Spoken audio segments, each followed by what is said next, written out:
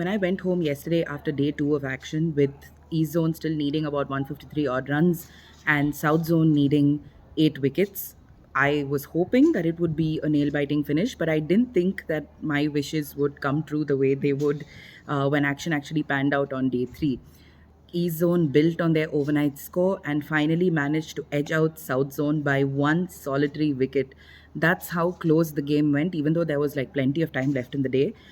For a minute, it really looked like they might not be able to get across the line because of how nervily they were playing.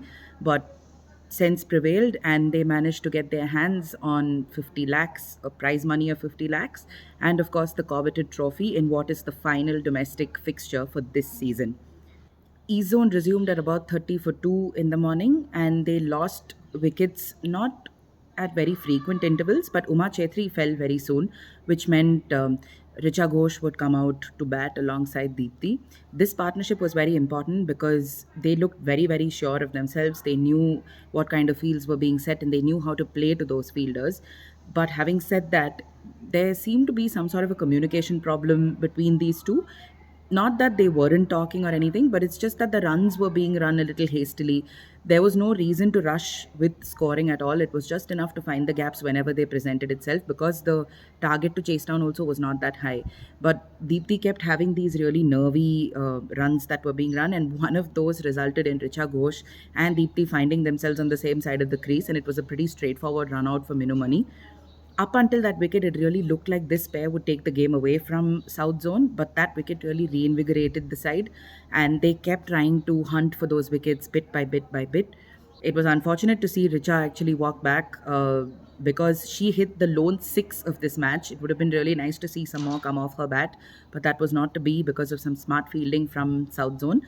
Even that run out, the run out that got Richa off, it's not like the reaction time was as good as it should have been. Maybe they still took a couple of seconds more to just figure out and realize which end to throw it at. So definitely a point of improvement there, but good job to actually get it done and send a dangerous batter like her back to the hut. Deepti then looked a little nervy, even in her partnership with Monica. People had to keep telling them from here that, go slow, it's okay. You don't need to rush and get the runs. You don't need to take risks and, find a way to score. It was enough to wear the opponent down. Basically, what South Zone did yesterday, it was, I think you can hear the celebrations in the dressing room right below me. But yeah, all they needed to do was really just bat out those tough periods and figure out where the gaps were. It was it was a day for the spinners. On third day, there were plenty of cracks on the surface, and the spinners were in operation. Shabnam got an over or two, but after that, they just decided to stick to spin. And Sahana Pawar was very, very effective with her left arm spin. She was turning the ball into the batter. Particularly asked a lot of questions of Deepti. There were a few LBW calls which ultimately then went away because it ended up being a no ball. That particular instance was pretty interesting because Umesh Sethi, the coach of East Zone, tells us that there was this LBW dismissal of Monica that could have happened of Sahana Power's over, but it was Saika Ishaq who had the presence of mind to actually tell the umpires to go and check for a no ball off that delivery. So if she had not brought that up, for all you know, we would be seeing a very different result in this match. After that, we saw Minnu Mani took a few wickets and kept a proper chokehold on the scoring, but in the end, it was too easy a target, which all these guys needed to do was breathe, relax, and see it through.